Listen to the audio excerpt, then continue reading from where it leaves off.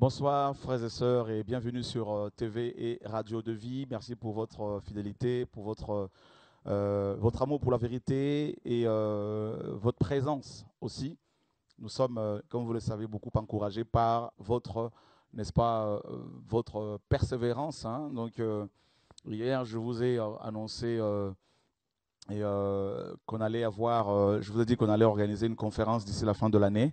Eh bien, les choses se mettent en place. Donc, je vais bien sûr vous en parler tout au long de l'émission et les choses bougent. Et nous bénissons le Seigneur pour le travail que son esprit fait en chacun de nous. Seigneur, nous te bénissons pour ton amour, pour ta vérité, pour ta sagesse. Seigneur, merci pour ta lumière. Merci pour l'œuvre de la croix. Merci pour le nom de Yeshua, notre Seigneur et Sauveur.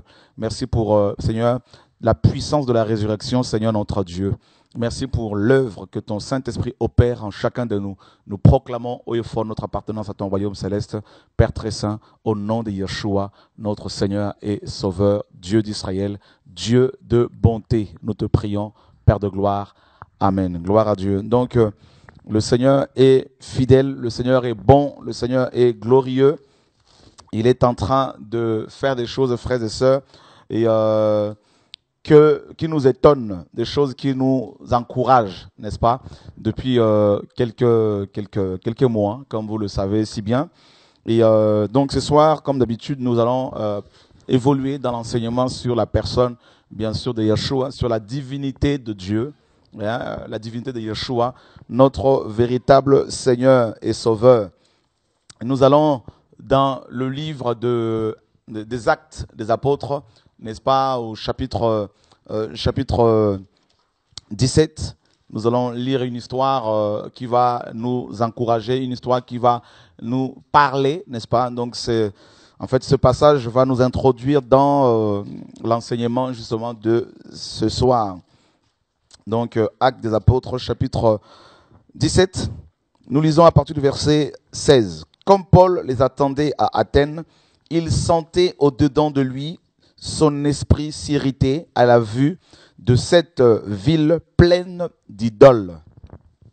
Il s'entretenait donc dans la synagogue avec les Juifs et les hommes craignant Dieu et sur la place publique chaque jour avec ceux qui le rencontraient. Quelques philosophes épicuriens et stoïciens se mirent à parler avec lui. Et les uns disaient, que veut dire ce discoureur? D'autres, l'entendant annoncer Yeshua et la résurrection, disaient, il semble qu'il annonce des divinités étrangères.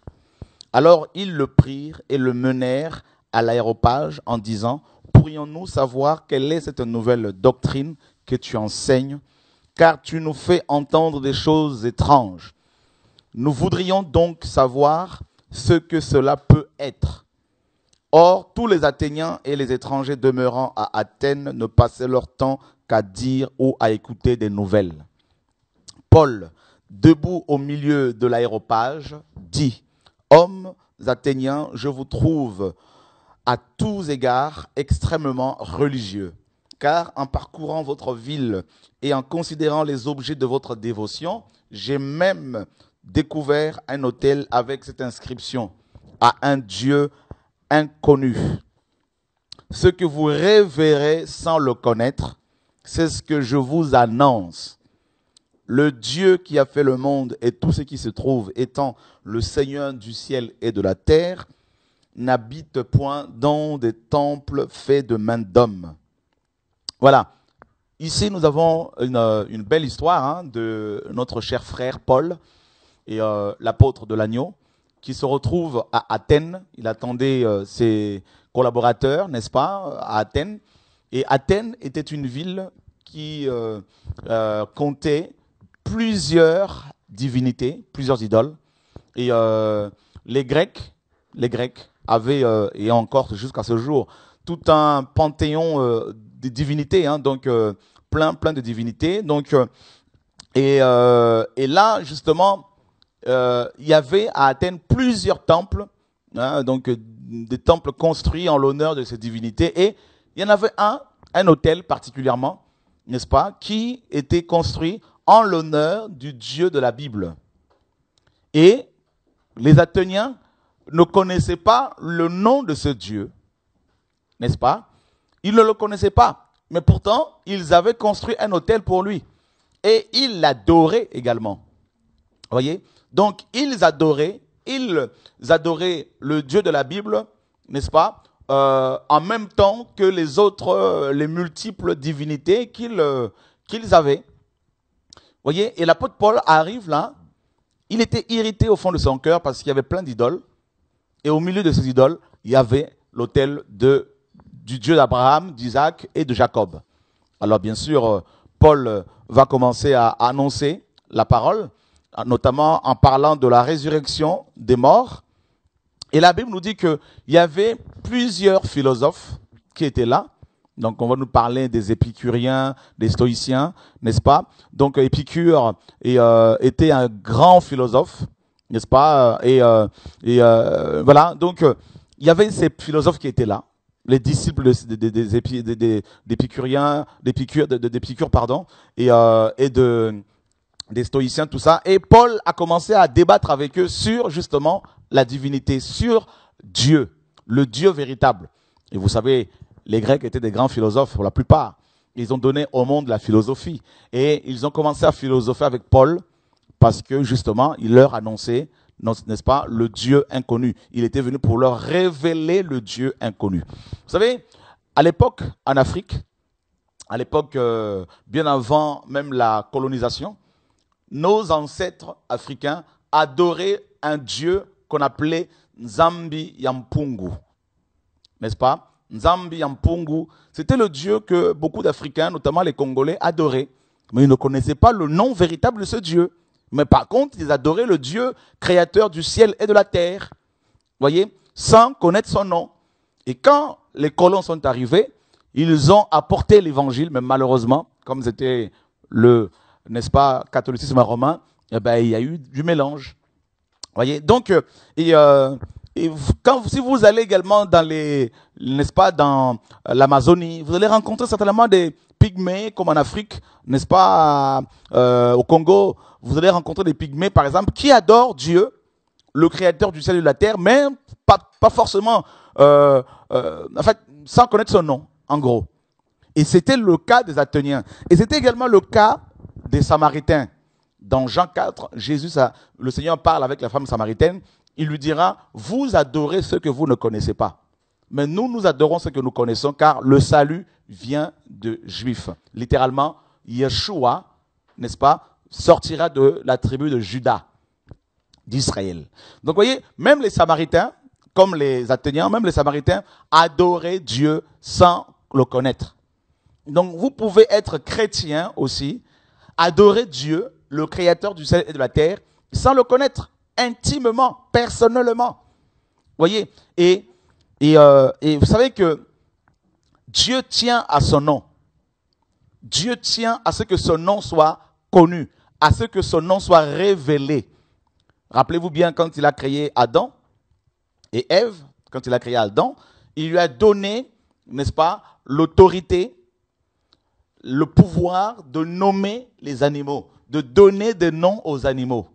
Et vous voyez, donc, par exemple, quand Adam va donner le nom à, on va dire, au lion, il va en même temps, n'est-ce pas, lui communiquer un caractère, vous savez, parce que derrière chaque nom, il y a une personnalité. Vous voyez? Derrière chaque nom, il y a une personnalité. Donc, par exemple, vous prenez le nom de Jacob. Jacob veut dire usurpateur, voleur. Et Dieu change son nom en Israël. Vous voyez? Donc, Sarah, pareil. Dieu change son nom en Sarai avant, c'était Sarai. Et Dieu change son nom en Sarah.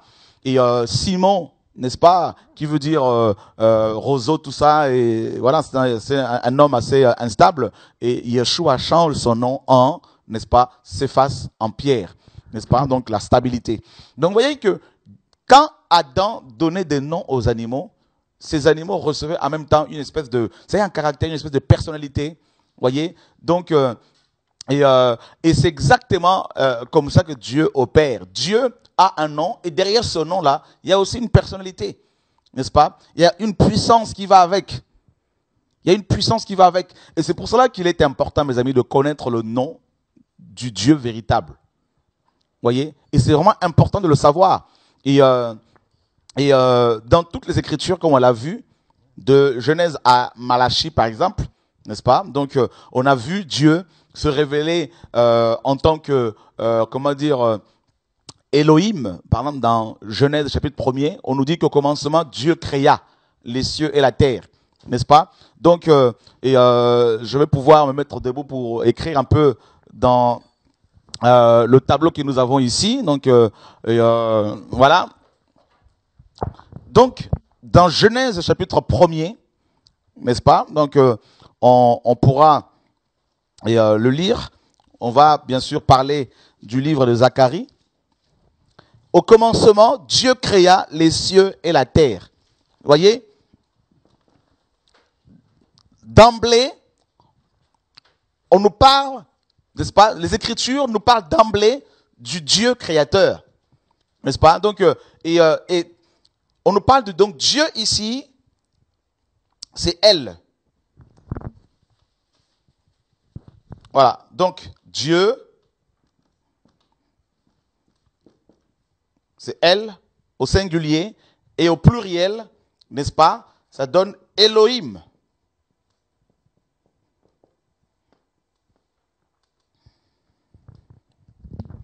Donc, ici, dans Genèse 1, nous avons, n'est-ce pas, le pluriel de ce Dieu.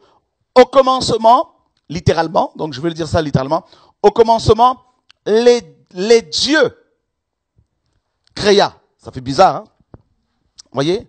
Quel est le nom de Dieu? La divinité de Yeshua. Nous continuons dans le message, ne vous inquiétez pas. Nous allons quelque part, vous allez comprendre où Dieu veut nous conduire. Donc, je disais que dès la création, Dieu se révèle comme étant Elohim. Mais il y a c'est pas le L au singulier, mais c'est au pluriel. Elohim, hein, Elohim. Les dieux. Mais, bizarrement, si on doit traduire littéralement Genèse 1, ça donnerait ceci. Au commencement, les dieux créa. Or, ce n'est pas du français. N'est-ce pas? Au commencement, le français dirait, au commencement, les dieux créèrent. Voyez? Mais là, il y a le pluriel, mais le verbe créa, hein, créer est au singulier. Il créa. Ça fait bizarre. Au commencement, les dieux créa. Alors, c'est pas du français, mais c'est comme ça que c'est écrit en hébreu. Voyez? Donc, nous avons ici la révélation du Père, du Fils et du Saint-Esprit. D'accord?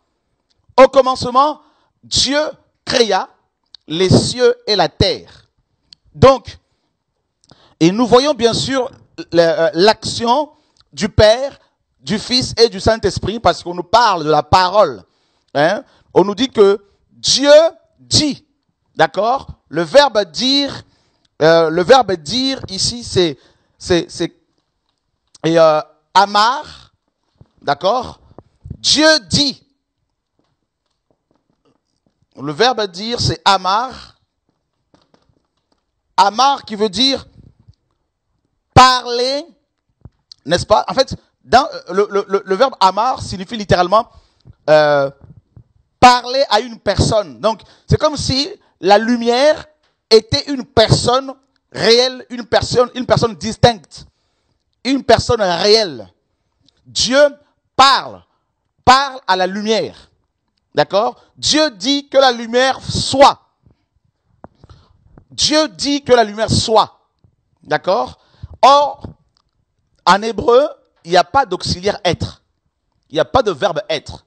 Donc, Dieu dit que la lumière soit. Dieu dit amar. Amar veut dire parler à une personne. D'accord?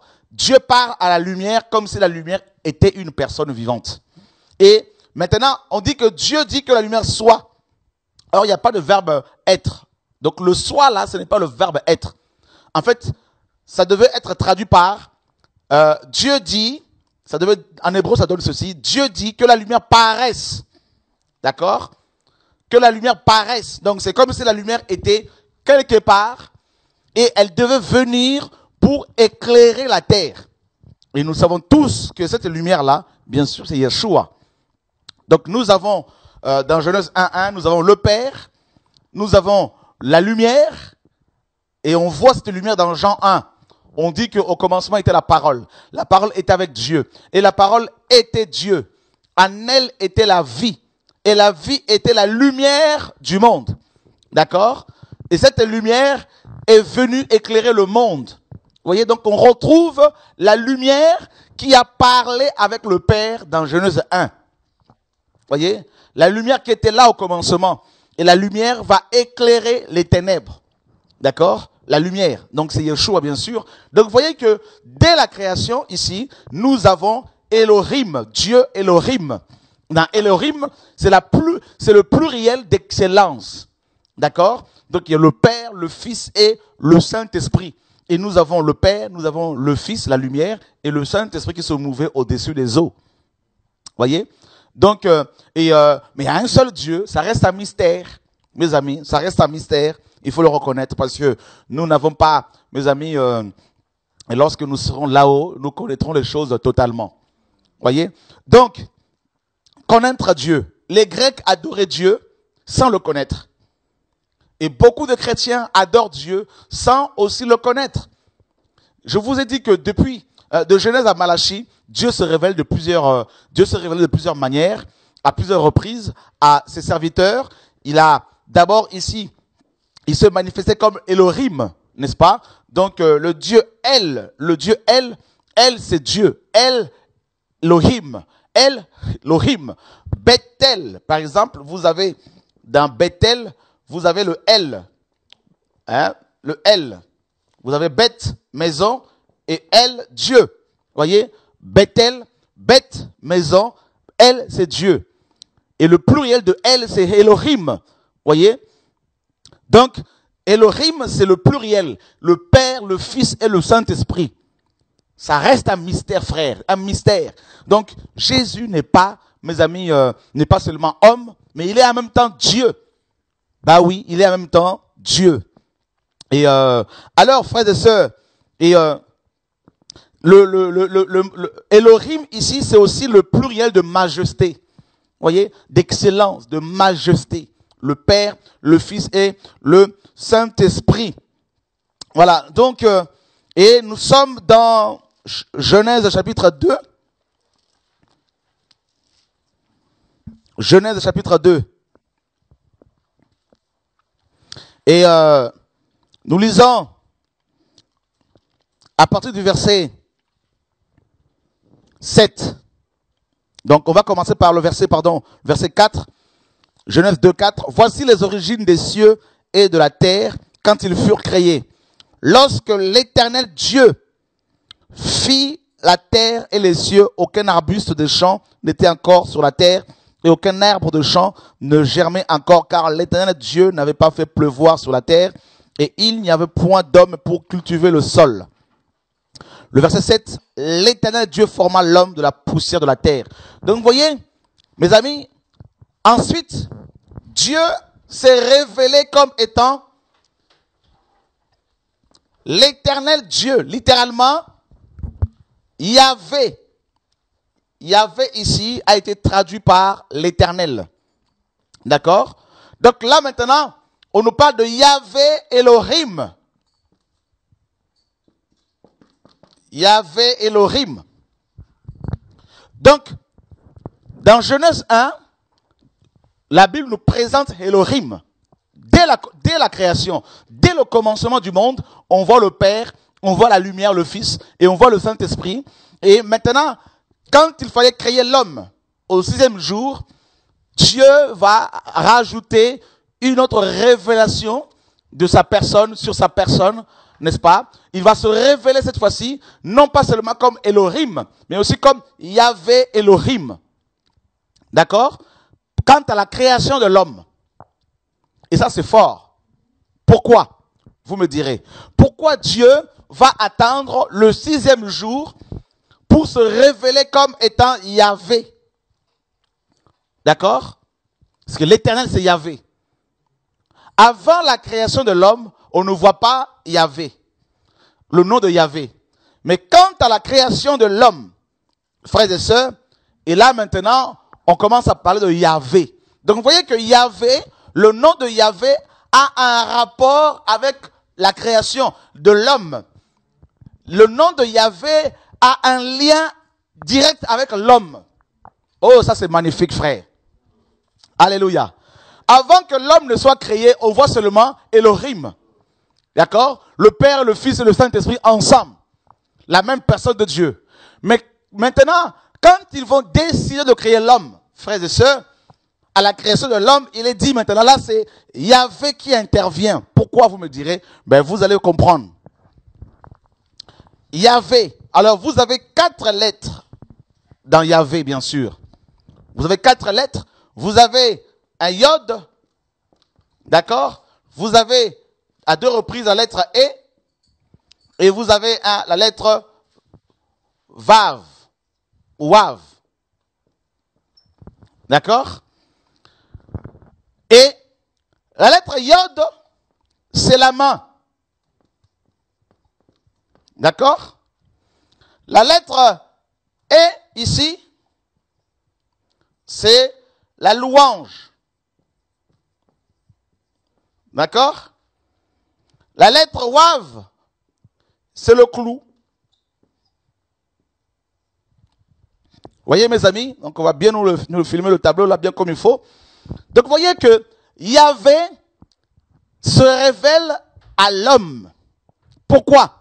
Pourquoi ce lien entre Yahvé, Elohim et Adam? Eh bien c'est simple, frères et sœurs.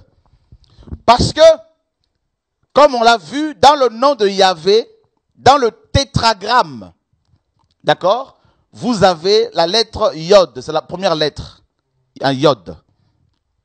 Yod a donné Yad. Yad, c'est la main.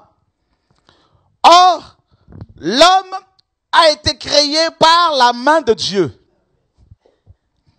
Alléluia. Oh, Dieu est magnifique, frère. David dit, tes mains m'ont formé. Tes mains m'ont façonné. Yod, c'est la main créatrice. Voyez? Donc, Yahvé se révèle à Adam. Dieu se révèle à Adam lors de sa création, lors de la création d'Adam, il se révèle à lui en tant que Yahvé, parce que il y a d'abord la main Yod. Yod, c'est la main, et c'est la main de Dieu qui nous crée, qui nous a créés. Je ne sais pas ceux qui ont lu mon livre Entre les mains du potier, hein, je parle de la manière dont Dieu façonne ses ouvriers. La main de Dieu est le symbole de sa puissance. La main de Dieu est le symbole de sa gloire. Or, la main de Dieu n'est rien d'autre que la personne de Yeshua. Voilà pourquoi il est dit que Christ est assis à la droite du Père. La droite du Père, c'est la main de Dieu. Vous comprenez? Alléluia. Mais c'est ça qu'il faut comprendre, parce qu'il n'y a pas 2 personnes assises sur le trône.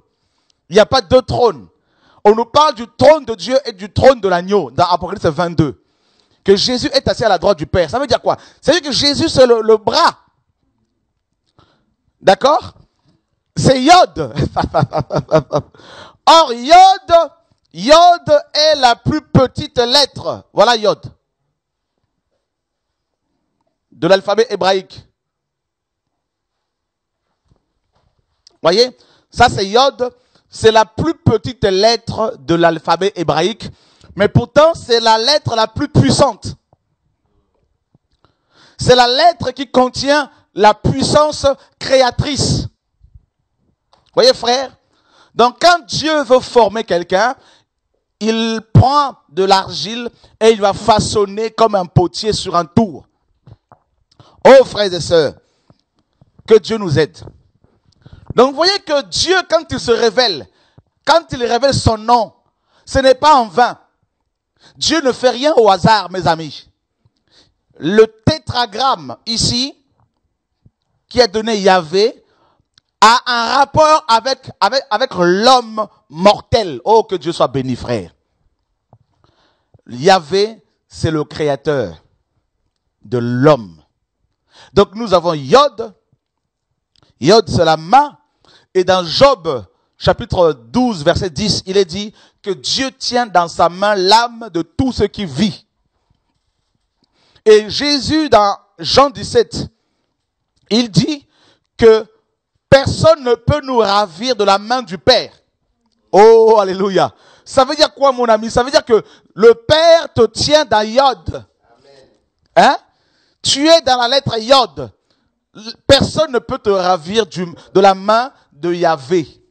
Voyez, frère, l'éternel Dieu, Yahvé. Voilà pourquoi, mes amis, la Bible utilise plus de 6500 fois le nom de Yahvé. C'est le nom qui est le plus utilisé dans les Écritures. Yahvé ou Yahweh. Voyez, frère? Et ça, c'est terrible, c'est magnifique. C'est le seul nom de Dieu qui revient plus de 6500 fois dans toute la Bible, c'est-à-dire de Genèse à Malachie. Voyez, frère? Ça veut dire que tous les ouvriers que Dieu a utilisés, tous les prophètes qu'il a suscités, en commençant par, mes amis, le premier prophète, c'est-à-dire Abraham, ou bien avant Abraham, c'est-à-dire, mes amis, Josué, Enoch, tout ça. Tous les prophètes, en commençant même par Abel, tous ces serviteurs de Dieu sont passés par la main de Dieu, par Yod. Yod. Et ensuite, nous avons la lettre E. La lettre E, c'est la louange. La louange.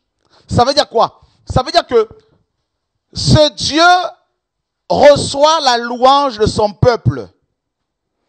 Ce Dieu, Yahvé, est le seul qui mérite la louange. Posez-moi la question, pourquoi?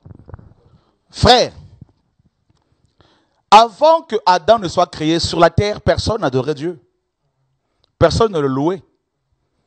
Voilà pourquoi il devait se révéler maintenant à Adam comme Yahvé, pour que ce dernier le loue. Donc, Yahvé a créé Adam avec sa main Yod pour qu'il soit loué, pour que Dieu soit loué, pour que Adam loue Dieu. Donc, dans le nom de Yahvé, il y a la louange. Il te crée avec sa main, il te façonne avec sa main pour que tu le loues. Donc, Yahvé nous a créés pour qu'on le loue. Voilà, mes amis, le ministère le plus important. Il ne t'a pas créé pour que tu prêches. Il ne t'a pas créé pour que tu voyages en mission. Il t'a créé d'abord pour le louer. C'est ça la raison pour laquelle Yahvé nous a créés. C'est pour cela que les hommes que nous sommes doivent être en contact avec le nom de Dieu. D'accord? Pour comprendre qui est ce Dieu véritable. Alléluia. Ensuite, nous avons la lettre Wav. La lettre Wav, mes amis, nous parle de la clé, du clou.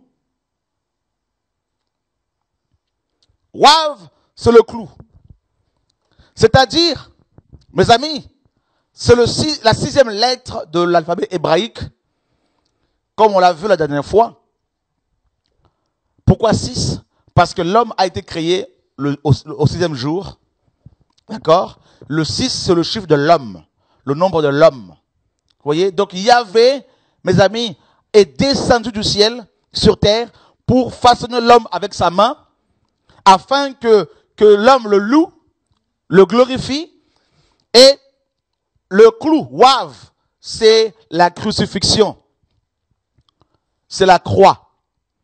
D'accord? Le clou.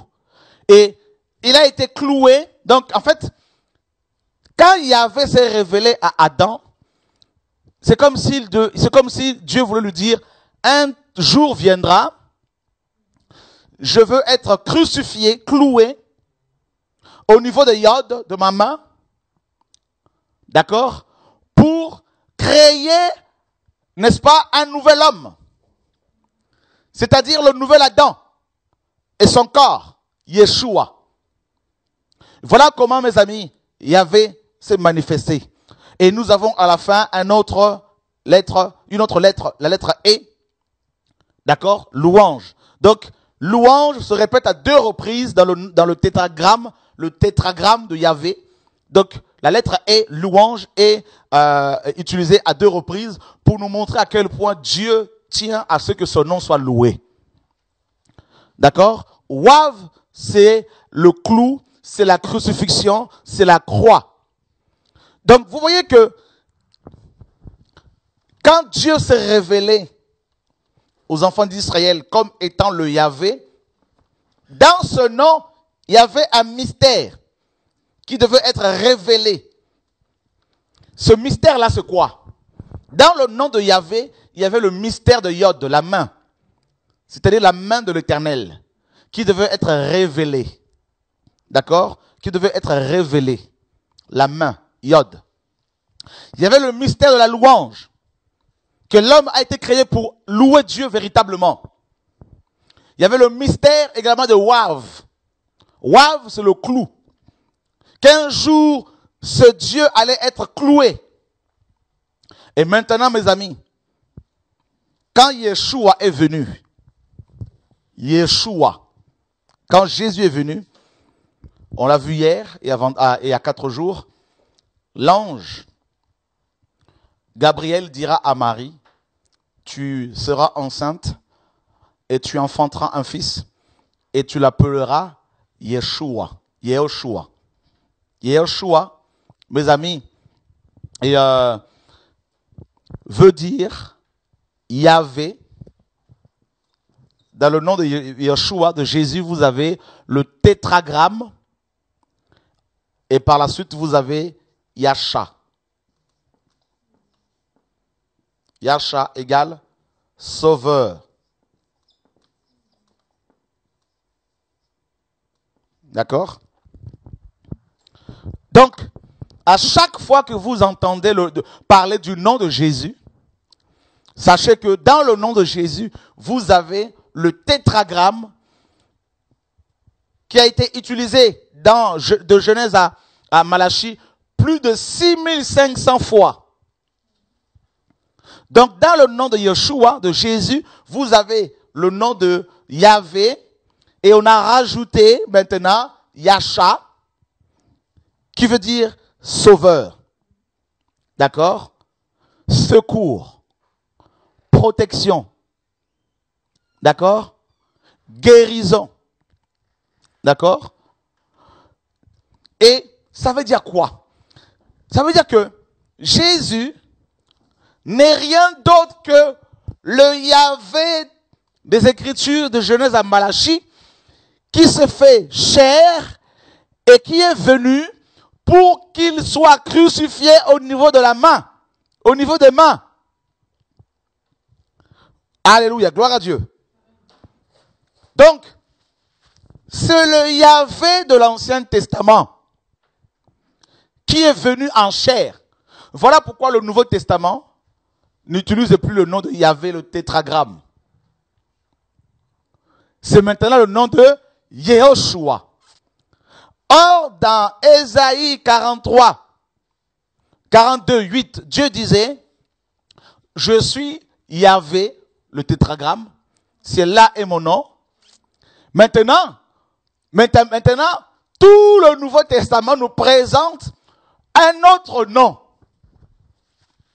Et c'est le nom de Yeshua. Voilà pourquoi Paul, quand il arrive à Athènes, il n'a plus parlé de Yahvé. Mais il a parlé de Yeshua. Vous voyez? C'est normal parce que nous sommes dans la dispensation, n'est-ce pas, de l'esprit, de la révélation des choses cachées par le Saint-Esprit aux anciens prophètes. Vous voyez? Les choses cachées à Abraham, cachées à Moïse, ces choses-là ne sont plus cachées parce que nous sommes l'épouse maintenant. Or, un homme qui aime sa femme ne peut pas lui cacher les choses. Vous voyez? Nous sommes l'épouse du Dieu véritable. Voilà pourquoi maintenant nous avons la révélation du nom. Alléluia. Alléluia. Gloire à Dieu. Allons voir.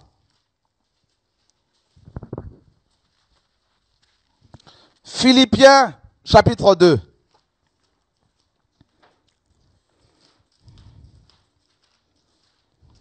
Oh, Dieu est magnifique. Verset 5. Ayez en vous le sentiment qui était en Yeshua le Messie, existant en forme de Dieu. Il n'a point regardé son égalité avec Dieu comme une proie à arracher, mais il s'est dépouillé lui-même en prenant une forme de serviteur. En devenant semblable aux hommes, il apparut comme un vrai homme.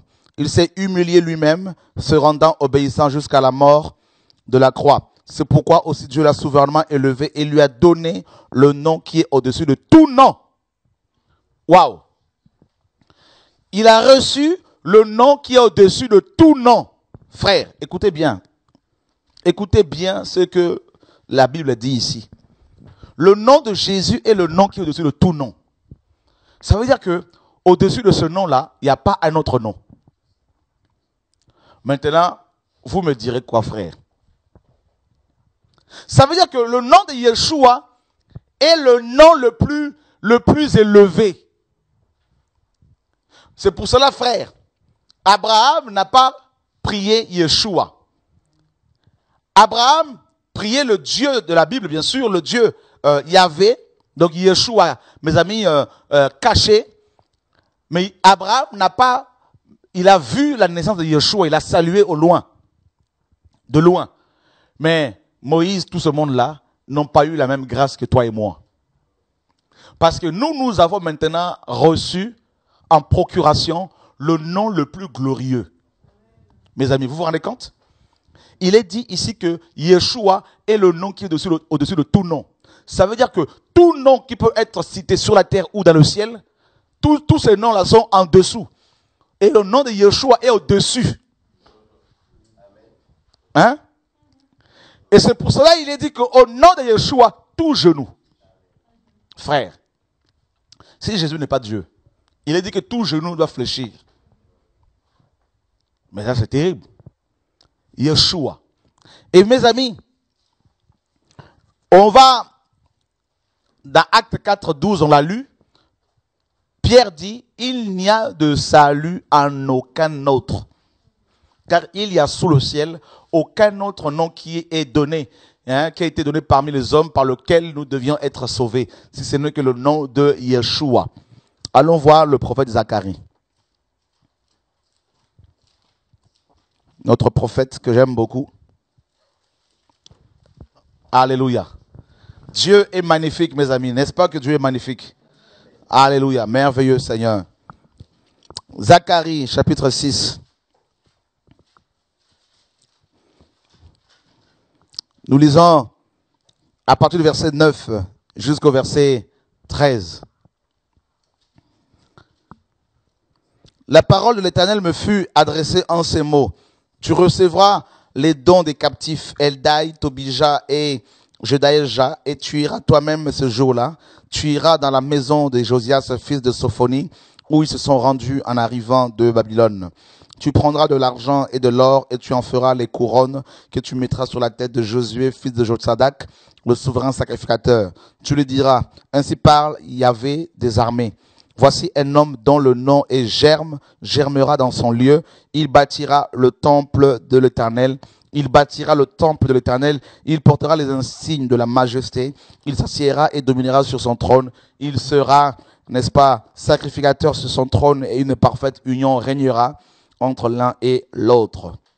Mes amis, on nous dit qu'un homme dont le nom est Germe devait venir pour bâtir le temple de l'Éternel. Un homme dont le nom est Germe. Pour votre information, dans le nom de Yehoshua, d'accord? Dans le nom de Yehoshua, vous avez 4 lettres au moins.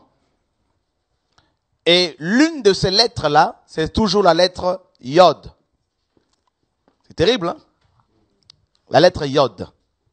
Et il y a aussi la lettre Shin. D'accord? Shin qui veut dire dans. Dans. Mes amis, la lettre Yod signifie aussi germe. Germe nous parle de la résurrection. Et voilà comment Zacharie le prophète ici dit, n'est-ce pas, qu'un homme allait venir. Nous sommes au 6e siècle avant Jésus-Christ. Le prophète Zacharie va prophétiser qu'un homme allait venir et cet homme-là s'appellera le germe.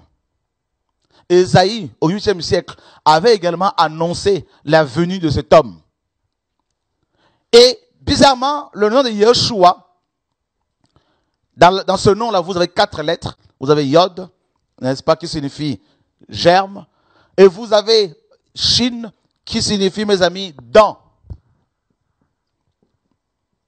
Dent. Voilà pourquoi Christ a été crucifié, parce que les gens avaient une dent contre lui. Ben voilà. C'est la haine, la colère. Bah oui, frères et sœurs. Alléluia. Que Dieu soit béni. Je crois que les choses commencent à rentrer bien comme il faut. Vous commencez à saisir, mes amis, la pensée de Dieu. Hein? Et vous avez également, la lettre, vous avez également la lettre Vav. Clou. Voyez, frère? Et vous avez la lettre Aïn.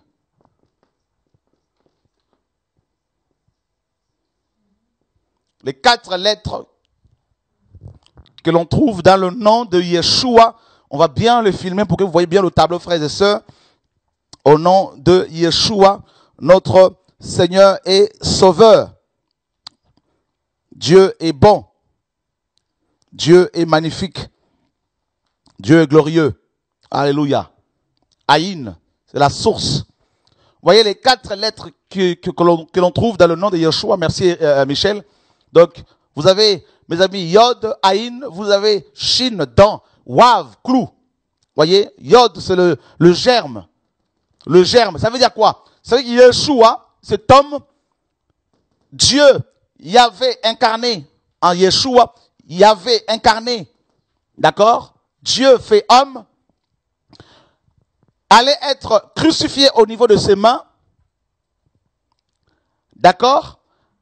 Au niveau de ses mains, il allait être cloué, et à cause de nos péchés et de la haine de ses frères, et ensuite il allait germer. C'est-à-dire, le germe, c'est la résurrection. Donc, vous voyez, frères et sœurs, et ça, c'est magnifique, frère. Non, ça, c'est glorieux. Il n'y a pas de hasard, mes amis. Dieu est glorieux. Dieu est magnifique. Alléluia. Oh, quelle grâce. Matthieu. Et quelle grâce, frère. Vous avez vu, Yahvé, Yeshua signifie le tétragramme, c'est-à-dire Yahvé et salut. Mais pour que les hommes soient sauvés par ce Yahvé, il fallait d'abord que ce dernier, c'est-à-dire Yahvé, s'incarne, prenne la forme humaine pour mieux sauver l'humanité. Ne pouvait sauver les hommes qu'un homme. Or, il fallait un sang pur. On verra la semaine prochaine pourquoi Dieu s'était fait homme. D'accord? Et maintenant, dans ce Yeshua, dans Yehoshua, vous avez 4 lettres. Vous avez la lettre Yod. Yod, c'est le germe. Yod, c'est la main. Vous avez la lettre Wav, c'est le clou. D'accord? Vous avez la lettre Shin, c'est la dent, la haine. Et vous avez la lettre Aïn, n'est-ce pas? Aïn, c'est la source. D'accord? C'est la source. Voilà pourquoi, mes amis, Yeshua est la source de vie. D'accord? C'est la source d'eau vive. Celui qui croit en moi, des fleuves d'eau vive couleront de son sein. Il a dit à la femme samaritaine, ô femme, si tu savais qui est celui qui te parle, tu lui aurais toi-même demandé de l'eau et il t'aurait donné de l'eau vive. Voyez? Donc, ça veut dire quoi? Frère, c'est magnifique.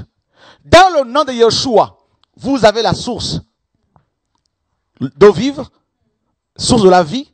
Vous avez la main, la puissance, la résurrection. Vous avez la dent, la haine. Vous avez le clou. Comment peut-on comprendre cela? Écoutez bien. Écoutez bien, frère. Je vais prendre mon temps pour bien vous expliquer les choses. afin que vous compreniez qui est Yeshua.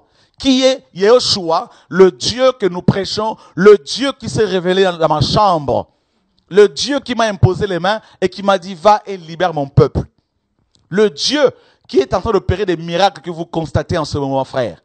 Le Dieu qui combat pour moi, quelle que soit l'opposition. Il faut connaître véritablement ce Dieu. Je veux vous le révéler, frères et sœurs, pour que vous ayez une relation avec lui. Et non avec moi. Mais avec lui. Donc, ça veut dire quoi? Ça veut dire quoi? Frère, écoutez bien, s'il vous plaît. Ça veut dire que c'est lui ou celle qui porte ce nom-là, Yeshua. Cette personne-là, si elle porte sincèrement le nom de Yeshua dans sa vie, dans son cœur, cette personne porte automatiquement Aïn, la source. D'accord? La source. Ça veut dire que cette personne n'a pas besoin de demander aux gens de la suivre. Cette personne cherchera même à fuir les gens. Ce sont les gens qui vont courir après elle. Donc voilà pourquoi un vrai prophète, un vrai pasteur, un vrai apôtre n'appelle pas les gens pour qu'ils viennent prier avec lui. Un vrai messager fuit la foule. Il se cache et la foule prend des barques pour aller le chercher. Un vrai messager dit aux gens, et vous, pourquoi vous ne partez pas? Et les gens vont lui dire, à qui irions-nous? Car tu as les paroles de la vie. Oh mon Dieu. Frère, nous sommes arrivés à un temps où il faut révéler aux gens Jésus. Parce qu'il est en train de revenir. Il faut que l'épouse rencontre la personne de Yeshua, frère. Et moi, le ministère qui m'a confié, c'est de vous présenter la personne de Christ. Ce n'est pas pour vous présenter les belles maisons, les belles choses, frère. C'est pour vous révéler Yeshua. Avant que je ne parte là-haut, avant que je ne rentre à la maison, il faut que vous ayez la pleine révélation de Yeshua. Alléluia, gloire à Dieu. Frère, vous vous rendez compte? Donc quand on a Yeshua, il y avait Yasha, il y avait Sauve. En nous, nous avons la lettre Aïn. Voilà pourquoi, frère, partout où Paul allait, même en prison, Paul était une source de bénédiction. Vous avez vu? Même Joseph, en prison, Joseph était devenu une source de bénédiction, frère. Joseph, prisonnier, arrive chez Potiphar, la maison de Potiphar était bénie. Il y a prisonniers et prisonniers. Il y a des prisonniers qui portent le nom de Yeshua. Ces prisonniers, frère, même si vous le mettez dans un désert, les gens vont quitter les villes. Frère, Jean-Baptiste dans un désert. Il n'y avait ni TGV, il n'y avait ni train, il n'y avait ni hélicoptère, ni, mes amis, voiture, ni 4x4, ni BM, Mercedes. Frère, dans un désert, il est dit que les gens quittaient leur ville pour aller écouter un barbu dans un désert. Pourquoi? Parce que ce barbu, frère, avait la source. Et les gens ont soif. Les gens veulent boire. Ils ont soif, frère. Maintenant, si vous avez Yeshua, vous avez la source. Vous avez également Yod. Yod, c'est la puissance. Yod, c'est la résurrection. Frère, oh my God. Ça veut dire quoi? Ça veut dire que quand les gens viennent vous voir malades, frère, si vraiment vous êtes en Yeshua, les gens repartiront soulagés, frère. Oh my God. Les gens, les organes qui sont défectués, les organes malades, mes amis, vont commencer à reprendre vie. C'est ça, mes amis, Yod. Yod, c'est la main. Oh, par ton ministère, si tu as Yeshua, par ton ministère, la puissante main de Dieu va commencer à opérer, à cisailler, à briser, à façonner. Ah, oh my God. Hallelujah, hallelujah, hallelujah, hallelujah. Jesus. Jesus. La main de l'Éternel est une main de puissance. Eh bien, c'est ça, frère. C'est ça, mes amis. C'est que tu deviens comme un potier, un architecte. Paul dit, je posais le fondement comme un sage architecte. Frère, les mains de l'Éternel nous ont façonnés. Oh my God. Là, tu as la main de Dieu avec toi. Et qui peut t'arrêter? Qui peut t'arrêter? Voilà pourquoi il a dit, voici les miracles qui accompagneront ceux qui auront cru. En mon nom, ils imposeront les mains. Ça veut dire quoi? Ça veut dire que tu portes les mains de Yeshua. C'est Yod. Tu as Yod avec toi. Et quand tu la poses sur les malades, les maladies quittent les corps parce que c'est la puissance de Dieu. Oh my God. Vous ne comprenez pas pourquoi il a dit qu'il faut imposer les mains. Ce ne sont pas nos mains, frère. C'est Yod qui est en action, frère. Alléluia. Oh mon Dieu. Vous vous rendez compte, frère? Tout ça là, c'est dans le nom de Yeshua. Vous croyez quoi? Vous croyez quoi? Eh frère, ce n'est pas n'importe quel nom, frère. Ce n'est pas n'importe qui. C'est un nom glorieux. C'est le nom le plus haut, le plus élevé. Vous savez, Dieu se révèle à Abraham dans Genèse 14 comme étant El Elyon. D'accord? El Elyon, c'est le Dieu très haut. Mais le nom de Yeshua est au-dessus de tous ces noms-là. Parce qu'il est dit qu'il a reçu le nom qui est au-dessus de tout nom. Vous vous rendez compte, frère? Oh my God. Et dans ce nom-là, vous avez Aïn, vous avez Yod, germe. Ça veut dire quoi? Le germe ici, ça veut dire quoi? Pour comprendre un peu la mentalité hébraïque de cette lettre-là. Comprendre un peu la symbolique de cette lettre. Yod, c'est le germe. Ça veut dire quoi? Ça veut dire que même si on vous coupe la tête, elle va repousser. C'est ça, Yod. Ça veut dire que tes ennemis vont se fatiguer. Ils vont te combattre, te combattre. Quand ils vont dire que c'est fini, il est mort. C'est là que le Seigneur dira, Lazare sort. Amen. Frère, avec Dieu, on va faire des exploits. Et dans le nom de Yehoshua, vous avez également la lettre de Shin. Dans. Shin, ici, mes amis, Shin, c'est la dent. Jésus dit dans Matthieu 10, vous serez haïs de tous à cause de mon nom. Ça veut dire que quand on porte le nom de Yeshua, on ne peut être que détesté. On va être haï. On va te détester. Les gens vont avoir une haine contre toi alors que tu leur as fait du bien. Si tel est ton cas, sois tranquille. C'est tout à fait normal que les gens soient comme ça. Parce que tu portes un nom qui dérange. Toi-même, tu ne le sais pas. Mais quand tu arrives quelque part, ta présence seulement dérange les voisins. Ta présence dérange les démons, les marabouts, les sorciers. Voilà pourquoi tout le monde se dresse contre toi. Pourquoi tout ce monde-là se dresse-t-il contre une seule personne? Posez-vous la question. Ils ne dorment plus. Ils passent leur temps à chercher où il y a des failles. Mais pourquoi cela, frère? Pourquoi? Alors qu'il y a des impudiques comme pasteurs qui font n'importe quoi, personne ne s'occupe d'eux. C'est quelque part, tu portes un nom qui dérange. Chine, c'est la haine. Bah oui, c'est biblique, frère. La haine. Alléluia. Et ensuite, nous avons Wav. Wav, c'est le clou. Si tu portes ce nom-là, tu vas être crucifié. Tu vas être crucifié. Il faut t'y attendre. Il faut s'y attendre. Jésus l'a dit. C'est le chemin. Le tout homme qui veut suivre Jésus, c'est le chemin, mes amis, obligatoire. Et vous vous rendez compte, frère? Tout ça là, c'est dans le nom de Yeshua. Ça veut dire quoi? Écoutez bien. Si vous portez ce nom-là, c'est le nom qui fait trembler le monde spirituel, démoniaque. C'est le nom qui fait trembler Satan. Vous vous rendez compte, frère? C'est ce nom-là. C'est ce nom-là qui fait trembler Lucifer. Dites-moi pourquoi. Pourquoi?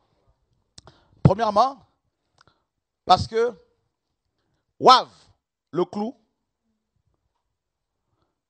est très significative comme lettre. Pourquoi? C'est sur la croix, selon Colossiens 2, que Jésus a triomphé de Satan, de démons, de la puissance occulte. Vous voyez?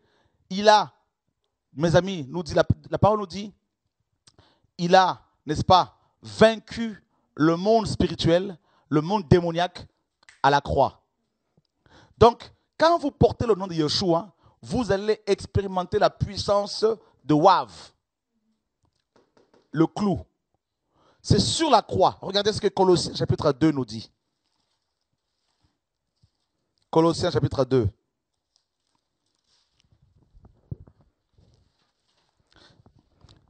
Il a dépouillé les dominations et les autorités et les a livrées publiquement en spectacle en triomphant d'elles par la croix. Waouh! Waouh, frère! Il a dépouillé. Quand il est allé sur la croix, Jésus a expérimenté la lettre Wav. Et les démons, c'est là qu'ils ont été dépouillés. Voyez, frère? Et vous allez me dire que Yeshua n'est pas Dieu. Frères et sœurs, Yeshua. Alors, il y en a qui disent, frère Shora, mais oui, mais ce n'est pas Yeshua, c'est Yeshua. je vais vous dire une chose, frère. Yeshua est une translittération, c'est la translittération du nom de Yeshua en araméen. La translittération du nom de Yeshua, Yeshua, en araméen donne Yoshua. Voilà. Mais sinon, en hébreu, c'est Yehoshua. D'accord? Alléluia. Parce que Yeshua, c'est la translittération, je me répète, de Yehoshua en araméen. Voilà. Mais sinon, c'est Yehoshua. Alléluia. Gloire à Dieu. Dieu est magnifique. Alléluia. Donc, Yeshua a donné en français Josué et en grec, Jésus. Jésus a été traduit en français par Jésus. D'accord? Frère, Zacharie, notre prophète, qu'est-ce qu'il nous dit encore? On a vu le germe, hein? Et le germe est venu, n'est-ce pas? La lettre Yod, le germe. Il a bâti la maison de Dieu. Regardez Zacharie, frère. Regardez Zacharie. Le prophète Zacharie est un prophète qui a reçu beaucoup de choses concernant Christ. Zacharie, chapitre 13. D'abord, Zacharie 12.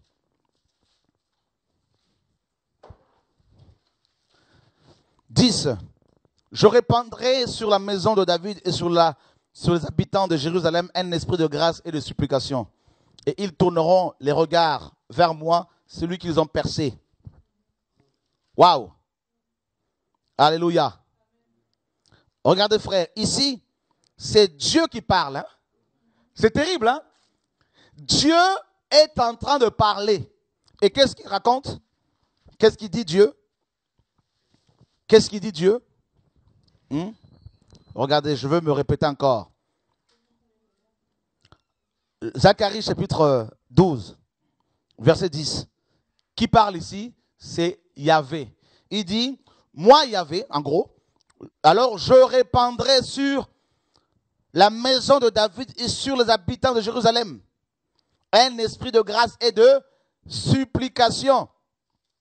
Eh bien, Joël 2, 28 avait dit quoi? Dieu avait dit quoi dans Joël 2, 28? Je répandrai de mon esprit sur toute chair. Vos fils et vos filles prophétiseront. Joël l'avait annoncé, mes amis. Vous vous rappelez dans Joël 2, 28? Allons voir cela. Joël chapitre 2, verset 27. Et vous saurez que je suis au milieu d'Israël, que je suis Yahvé, votre Dieu, et qu'il n'y en a point d'autre. Et mon peuple ne sera plus jamais dans la confusion. Après cela, je répandrai mon esprit sur toute chair. Vos fils et vos filles prophétiseront. Vos vieillards auront des songes et vos jeunes gens de visions. Ici, c'est Dieu qui parle. Et dans Zacharie, c'est la même chose. Je répandrai sur la maison de David et sur les habitants de Jérusalem un esprit de grâce et de supplication. Et ils tourneront les regards vers moi, celui qu'ils ont percé. Ils pleureront sur lui comme on pleure sur un fils unique. Ils pleureront amèrement sur lui comme on pleure sur un premier-né. Vous vous rendez compte, frère? Dieu, Yahvé, a promis par le prophète, n'est-ce pas, Joël, au 8e siècle, de répandre son esprit sur toute chair. Et Dieu va réitérer cette promesse par le prophète Zacharie en disant, je répandrai sur la maison de Jérusalem et de Juda, je répandrai à Jérusalem et sur la maison de Juda un esprit de grâce et de supplication. Et ils tourneront le regard vers moi, celui qu'ils ont percé. Frère, Zacharie est en train de nous dire que Yahvé a été percé. Rappelez-vous bien que Yahvé, dans Yahvé, vous avez la lettre, une des lettres de Yahvé, c'est quelle lettre? Yod. Yod, c'est la main. Wav, c'est le clou. Donc, vous voyez? Donc, Yahvé a été percé. Alléluia. Donc, Jésus est le Yahvé, mes amis, des Écritures de Genèse à Malachie. Alors, mes amis, honnêtement, vous allez encore dire que Jésus n'est pas Dieu? Mais attendez, frère, attendez. Oh, mais ça c'est terrible. Zacharie est en train de nous enfoncer là carrément là. Hmm? Hein? Il nous enfonce dans la vérité bien comme il faut là. Alléluia, gloire à Dieu. Alléluia, gloire à Dieu. Nous sommes dans Zacharie 13. En ce jour-là, une source sera ouverte pour la maison de David et les habitants de Jérusalem pour le péché et pour l'impureté. Voyez frère, la source ici, c'est Haïn. D'accord? C'est Haïn, c'est Yahvé lui-même. C'est Haïn, frère. Haïn, c'est une de lettres que l'on trouve dans le nom de Yehoshua.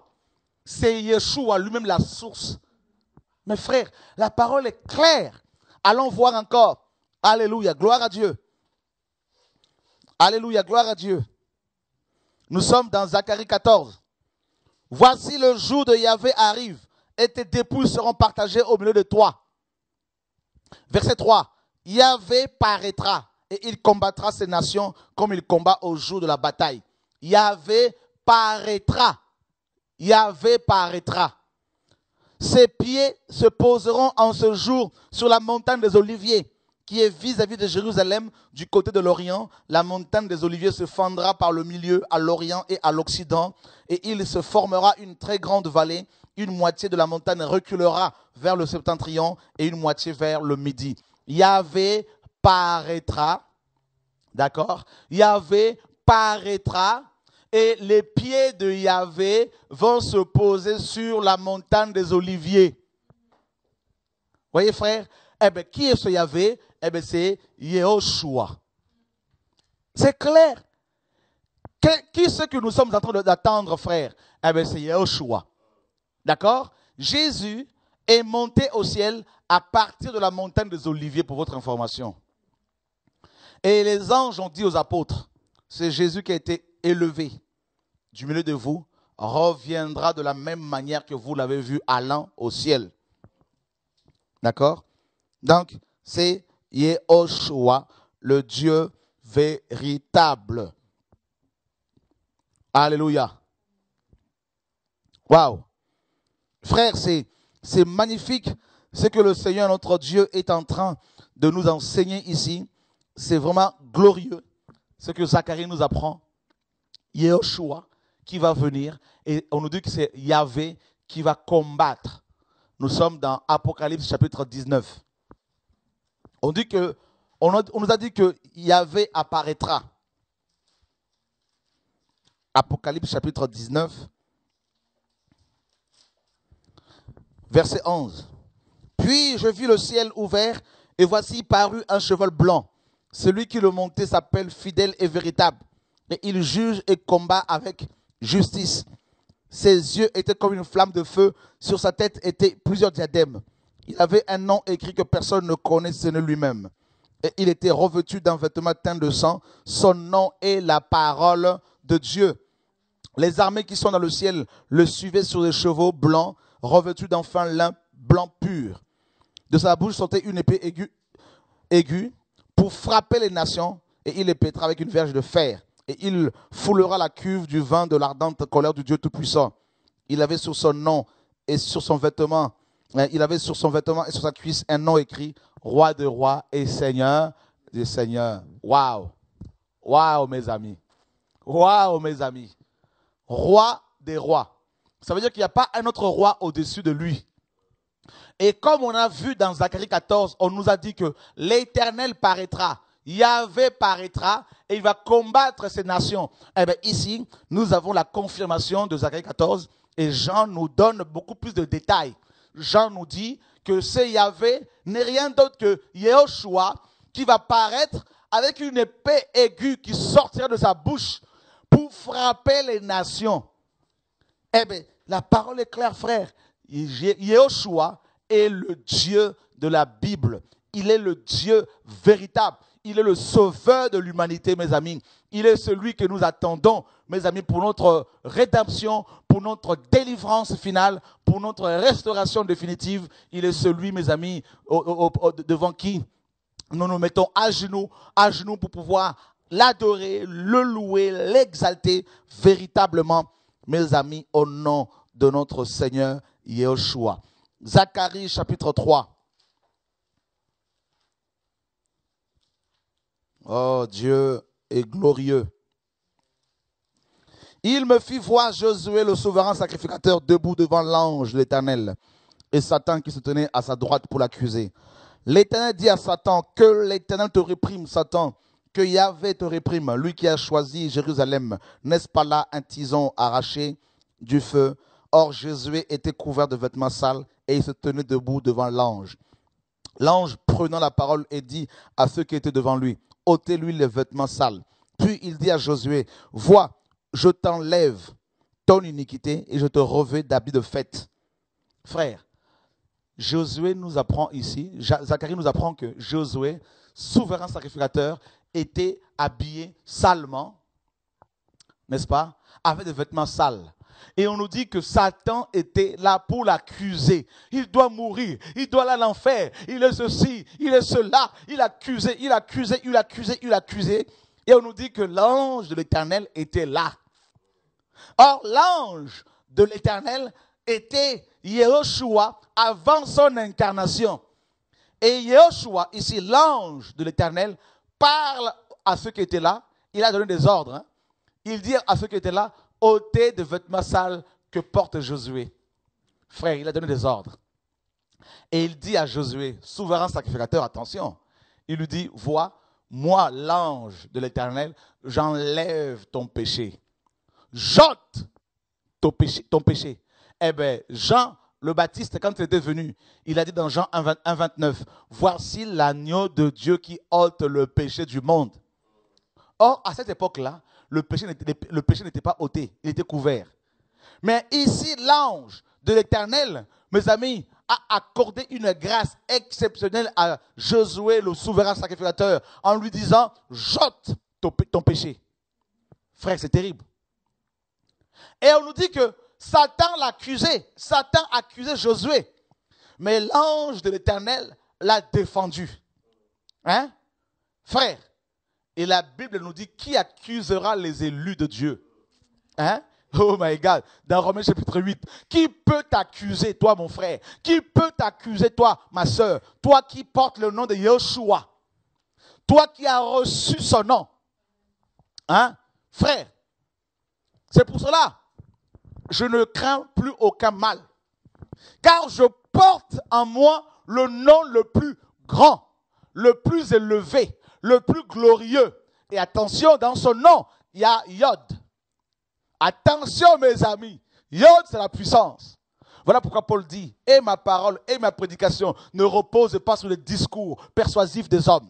Frère, nous ne sommes plus au moment où il faut parler. Non, moi je suis apôtre. Non, moi je suis prophète. Non, moi je suis évangéliste. Non, moi je suis docteur. Non, venez dans mon assemblée. Non, venez dans mon entreprise. Non, venez dans ma PME. Frère, nous avons dépassé ce niveau-là. Maintenant, nous sommes au niveau de Yod. Prouve-moi que tu as le Yod avec toi. La main de l'Éternel avec toi. Prouve-moi que la main de Dieu t'accompagne, frère. Yod. Regardez Yod. Yeshua dans Matthieu 12, il dit aux pharisiens, si c'est par la main de Dieu que je chasse les démons, le royaume de Dieu est arrivé jusqu'à vous. Frère, Yod, c'est la main de Dieu. Avec la main de Dieu, nous chassons les démons, frère, au nom de Yeshua. Alléluia, my God, alléluia. Frère, Moïse, Dieu va l'envoyer. Dieu l'envoie en Égypte. Dieu lui dit, va libérer mon peuple. Moïse dit, mais Seigneur, mais je vais y aller, mais quel est ton nom? Dieu lui donne son nom. Mais Moïse doutait quand même. Dieu dit, ok, prends ta main, mets-la dans ton sein. Yod. Alléluia. Alléluia. Prends ta main un peu là, tu vas voir, avec ta main, je vais accomplir des choses. Moïse prend sa main, il la met dans son sein, il la sort comme ça, là, la main était remplie de lèpre. Maintenant, il dit, remets ta main. Il la remet comme ça, là, hop, il la ressort, la main était redevenue normale. Frère, Yod, oh my God, Yod peut briser ta lèpre. Yod peut laver ton intérieur. Yod peut te libérer des liens familiaux et des liens ancestraux. Yod, la main de l'Éternel. Vous savez, je vais vous dire une chose. Moïse opère des miracles. Il change l'eau en sang. Les magiciens de Pharaon viennent, ils changent aussi à leur tour l'eau en sang. Pharaon dit, oh, mais c'est la même chose. Moïse fait encore un autre miracle. Les magiciens de Pharaon vont imiter encore. Mais arrivé au troisième miracle, frère, les magiciens de Pharaon n'ont pas pu l'imiter. Ils vont dire à Pharaon, ça c'est la main de Dieu. Alléluia. Oh my God. Ça c'est le doigt de Dieu. Ça c'est Yod. Nous ne pouvons rien contre Yod. Frère, oh my God. Oh alléluia. Frère, je deviens de plus en plus malade, fou de Jésus, passionné de Yeshua. Et je vous assure, frère, même si tu es seul, tu es majoritaire si tu es avec Yeshua. Oh oui. C'est pour cela, frère, j'ai compris cela. Je ne veux plus de la foule, oh, que la foule soit, oh, je ne sais pas quoi. Oh, je veux venir manger chez vous, parler de mon ministère. Frère, on n'a plus ce niveau-là, frère. Nous voulons maintenant, nous sommes sur le mont Carmel, frère. Il faut que Yod soit démontré. Il faut que mes amis, alléluia. Il faut que Aïn, la source, frère, les boiteux, les malades, il y a des malades aujourd'hui terribles, il y a des cancéreux, il y a des boiteux, il y a des aveugles, il y a des handicapés, il y a des cancéreux, il y a des sidéens, frère, il y a des gens qui ont des maladies mentales, il y a des gens qui ont des problèmes mentaux, frère, il y a tellement de malades, la stérilité frappe les gens cherchent la solution, on n'est plus à l'époque de blabla comme les Grecs aimaient beaucoup les discours, la philosophie, oh non mais tu sais Dieu m'a appelé, oh, on veut me casser, frère, attention, arrêtons avec toutes ces choses-là. Démontrons que Yeshua marche avec nous. Hein? Pierre dit, je n'ai ni argent ni or, mais ce que j'ai, je te le donne. Oh frère, qu'est-ce que nous avons reçu? Qu'est-ce que tu as reçu? Hein? Qu'est-ce que tu as reçu, frère? Ma soeur, qu'est-ce que tu as reçu? Toi qui es là en train de gémir à chaque fois. Toi qui es là toujours dans les cancans, dans les histoires. Mais il faut sortir de ces choses-là, frère. Il faut commencer à se lever comme un aigle maintenant.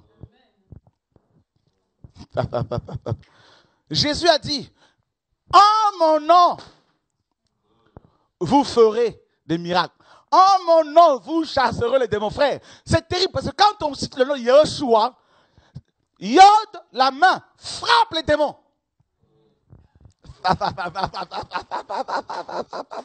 Alléluia. Vous ne savez pas ce qui se passe dans le monde spirituel. Quand on cite ce nom-là, avec intégrité, frère. Oh my God. Quand je me lève comme ça en sursaut chez moi là, et qu'un démon vient m'embêter, frère, je n'ai pas besoin de trop prier.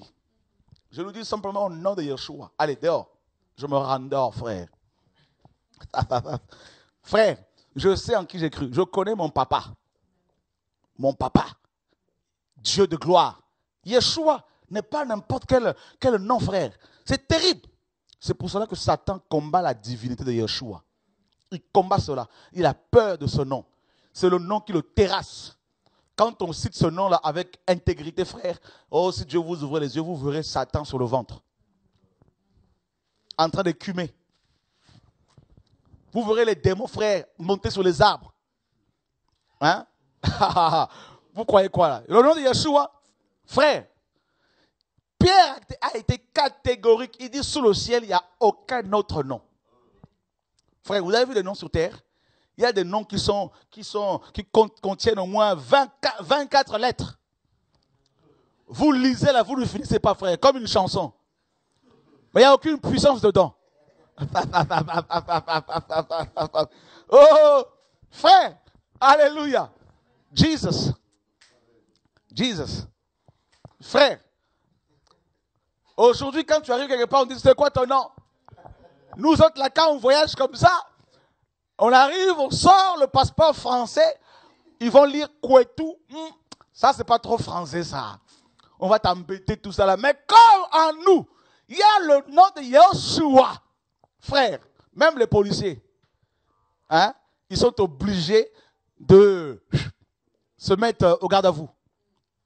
Ah non, c'est pas n'importe quel nom, frère. Alléluia, gloire à Dieu. Dieu est glorieux, Dieu est magnifique, Dieu est grand. Je crois que nous avons des questions là, Michel.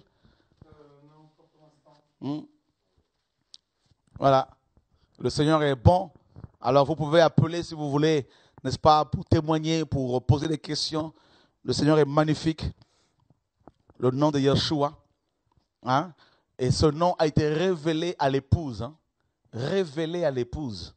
Tu te rends compte, vous savez, quand un homme se marie, en général, sa femme porte son nom. Vous voyez? Voilà pourquoi Yeshua, en nous amenant, n'est-ce pas, donc, en venant sur terre, il nous a fiancés et il nous a donné son nom. Vous voyez? Il nous fait porter son nom. Donc maintenant, quand Satan te voit, mon frère, ma soeur, il te voit dans le nom de Yeshua, couvert par son nom, protégé. ainsi que ta famille, tes enfants. Donc, tu n'as plus rien à craindre. Tu n'as pas besoin qu'on te dise, non, il faut d'abord faire une offrande prophétique. Non, il faut venir avec de l'argent. Non, je vois un sorcier qui veut te manger. Non, toutes ces prophéties-là, frère, il ne faut plus les écouter. Les prophéties là qui vous disent, non, non, je vois ton père qui t'attaque mystiquement. Oui, mais mon frère, tu es encore à ce niveau-là de cette prophétie-là, de ce type de prophétie qui font, n'est-ce pas, mais c'est normal que les sorciers m'attaquent. On n'est plus à ce niveau-là. Nous sommes ressuscités et assis là-haut en Christ. Oui, Michel. Oui, alors il y a une question qui revient sur le tétragramme Yahvé.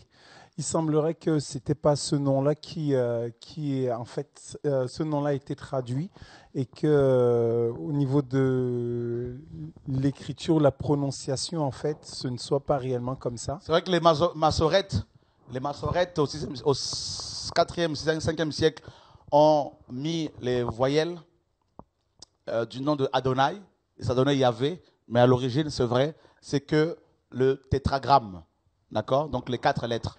Voilà. Okay. Pour l'instant, c'est tout. Que Dieu soit béni. Dieu est grand, Dieu est glorieux, frère, n'est-ce pas? Le Seigneur est magnifique et nous avons reçu le nom le plus, n'est-ce pas, grand, le plus puissant. Alors, marchez avec ce nom dans l'intégrité et vous n'avez pas besoin qu'un pasteur prie pour vous. Croyez-moi, si vous craignez Dieu, si vous portez le nom de Yeshua, eh bien, vous n'avez rien à craindre. Marchez, n'est-ce pas, par la foi et ne cherchez pas forcément la compagnie des hommes. Ne cherchez pas forcément n'est-ce pas, la collaboration avec les hommes. Marchez avec Dieu, faites-lui confiance et il vous défendra. Au nom de Yeshua, notre Seigneur et Sauveur. Alléluia. Gloire à Dieu. On va finir dans un passage dans Zacharie 2:10. Zacharie 2:10.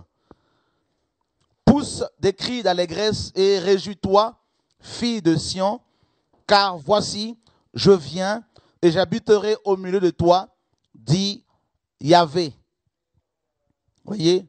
Et cette parole-là a été attribuée à Yeshua, notre Seigneur et Sauveur. C'est lui qui vient et on dit que c'est Yahvé qui vient.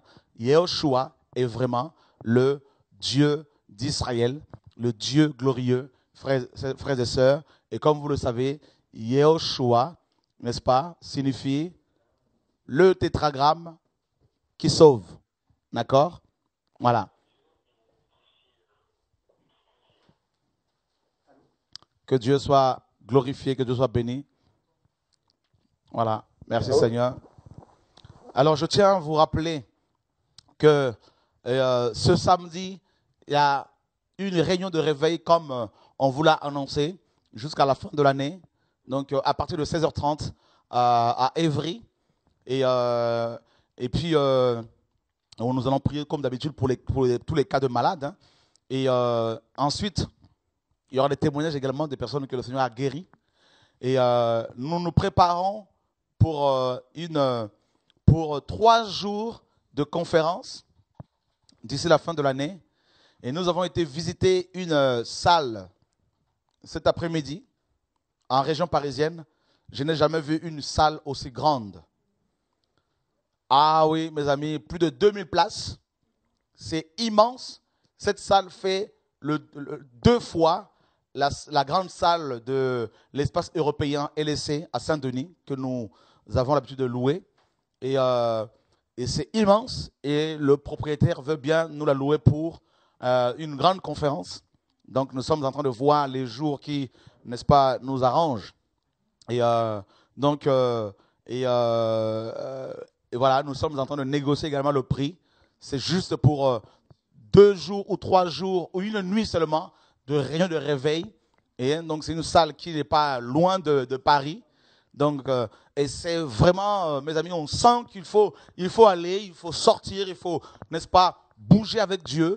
Et je crois que beaucoup parmi vous veulent maintenant bouger avec le Seigneur prendre le risque afin que le feu du réveil, n'est-ce pas, embrase toute la France, toute l'Europe et les nations également au nom de Yeshua, notre Seigneur et Sauveur. Nous croyons, frères et sœurs, que nous allons de plus en plus expérimenter ce réveil.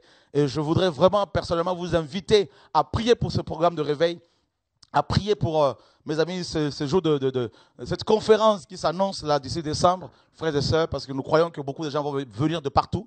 Et voilà, nous vous donnerons les précisions au fur et à mesure que les choses, que les jours avancent.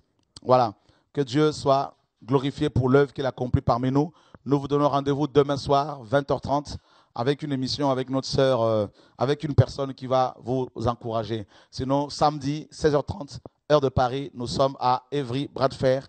Que Dieu vous garde au nom de Yeshua. Et merci pour votre soutien également financier, frère. Vous ne vous rendez peut-être pas compte, mais vos prières, votre soutien financier, matériel, et votre soutien moral, tous ces soutiens nous permettent d'avancer dans l'œuvre. Hein, vous avez vu notre journal Les Documos, cette équipe qui travaille d'arrache-pied. Ils ont mis en place, n'est-ce pas, mis en place un journal. Et ils ont, comment dire, écrit un article spécialement pour toucher les païens. Et cet article a été, ce numéro, hein, donc a été diffusé gratuitement. Et vraiment que le Seigneur bénisse cette équipe, soutienne cette équipe. Et merci pour votre soutien financier parce que ça nous permet de pouvoir avancer encore. Et pour votre information, TV de Vie sera, nous le croyons, dans les prochains mois sur le câble. N'est-ce pas? Donc sur câble. Donc au nom de Yeshua. Et ça, c'est des choses qui se préparent déjà là. Dieu de plus en plus nous en parle. Et on va être sur câble, frères et sœurs, afin de diffuser carrément, bien comme il faut, au nom de Yeshua et de rentrer chez tous les païens avec le message du temps. Alléluia. Gloire à Dieu. Donc, grâce à vos prières, vous voyez, frères, et l'équipe a renouvelé le matériel grâce aussi à vos dons. Donc, on va vous faire le point sur les caméras qu'on a achetées. Donc, du bon matériel qui nous permet aujourd'hui de diffuser clairement via le net tous ces enseignements que Dieu nous met à cœur. Que Dieu soit béni pour cette aventure dans laquelle vous êtes, vous et moi. Au nom de Yeshua. Oui, Michel? Oui, il y a une question. Hein. Vous ne quittez pas. Oui, allez-y. Allô? Oui, bonsoir. Bonsoir. Oui. Je vous appelle des États-Unis en Pennsylvanie. D'accord. Je veux vous encourager parce que on vous suit depuis les États-Unis ici.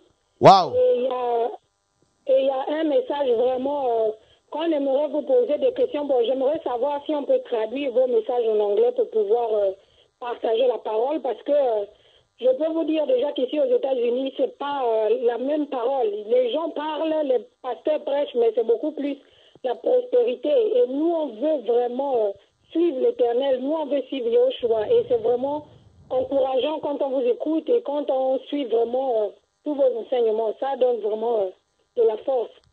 Alors, ce qu'on va faire, on va prendre vos coordonnées hors antenne et je vous rappelle tout à l'heure.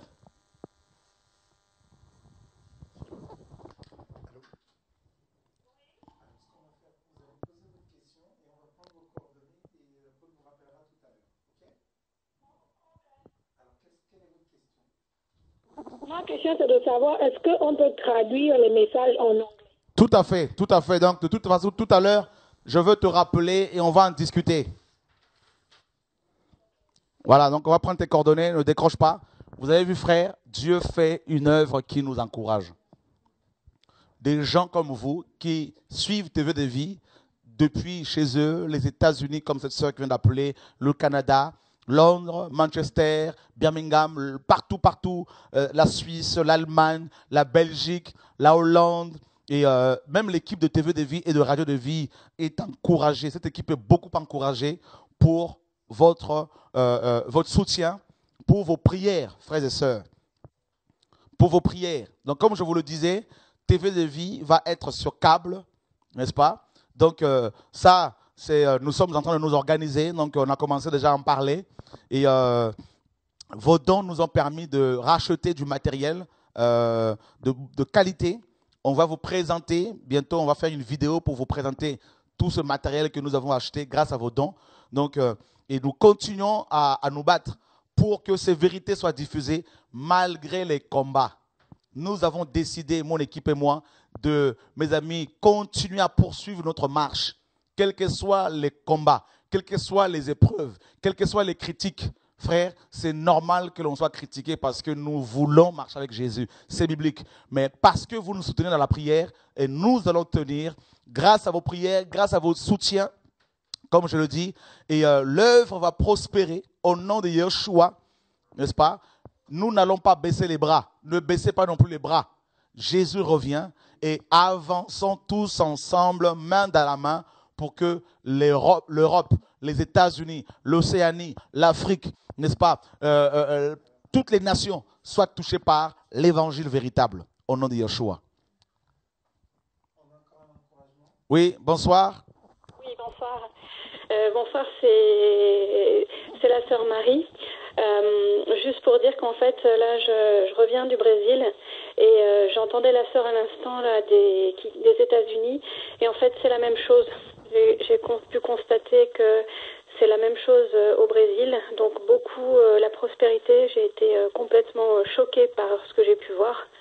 Et donc les traductions, j'ai vu qu'il y a eu certaines fois où ça a été traduit en portugais par une sœur, je crois à Nantes ou Ouais, à Rennes.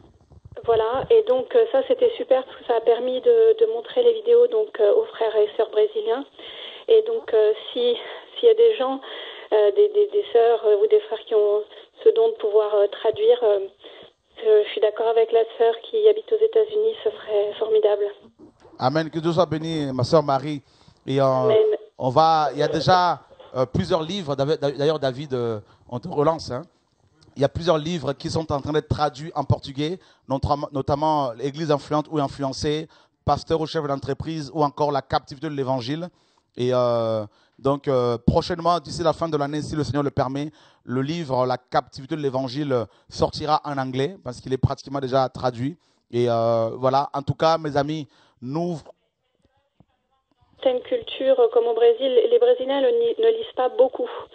Et ils sont plus captivés par les vidéos, les audios. Et donc, si un jour Dieu le permet et que les enseignements, les messages sont traduits en portugais, si Dieu le permet, ce sera formidable. Merci Seigneur. En tout cas, on va y penser. Et je ne sais pas si la sœur qui traduit ces enseignements depuis Rennes est connectée ce soir. En tout cas, tu peux, si jamais tu es là, tu peux continuer ce travail si tu le souhaites et gratuitement afin que la parole soit diffusée. Merci ma sœur. Tous. Merci. Merci. Au revoir. Vous voyez mes amis, nous sommes beaucoup encouragés d'abord par le Seigneur, par tout ce qui se passe, par tout ce qu'il accomplit. Il y a de plus en plus de conversions, de plus en plus de repentance. Il y a une sœur algérienne qui est venue me voir, la sœur algérienne la dernière fois, pour donner sa vie à Yeshua. Et on est parti dans un lac à côté et on l'a baptisé frère. On était dans la joie. Voilà, des gens comme ça qui viennent et qui se tournent vers le Seigneur et qui ne restent pas forcément avec nous et qui suivent le Seigneur et qui vont là où Dieu les envoie. Voilà. Que Dieu soit béni. Que Dieu soit béni. Donc là, tu peux lui répondre comme ça. Voilà. En tout cas, mes amis, nous vous donnons rendez-vous ce samedi à 16h30, heure de Paris, à Évry. Et la réunion sera, n'est-ce pas, en direct sur TV et Radio de Vie. Et comme je vous le disais, vous avez été nombreux à soutenir financièrement TV de Vie. Donc, on a changé le matériel. Et vous êtes nombreux à continuer à soutenir TV de Vie et Radio de Vie afin de payer, bien sûr, tous les mois les charges liées au fonctionnement, n'est-ce pas, de ces médias. Et n'oubliez pas le pain quotidien des orphelins, comme vous le faites. Et surtout, ce dont nous avons besoin en ce moment, c'est vraiment la prière et pour que l'œuvre du Seigneur continue à se faire. Nous ne voulons pas nous compromettre. Nous voulons crier haut et fort que Yeshua revient. Et nous avons un seul ennemi, c'est Satan, bien sûr. Et au nom de Yeshua, nous n'avons rien contre les pasteurs. Au contraire, nous voulons encourager les vrais pasteurs qui souffrent pour l'œuvre du Seigneur, qui se battent pour l'évangile. Et nous voulons dénoncer les faux, bien sûr, qui se servent de la parole pour s'enrichir, n'est-ce pas, afin que le peuple voit clair, comme la parole nous le demande. Au nom de Yeshua, que Dieu vous garde.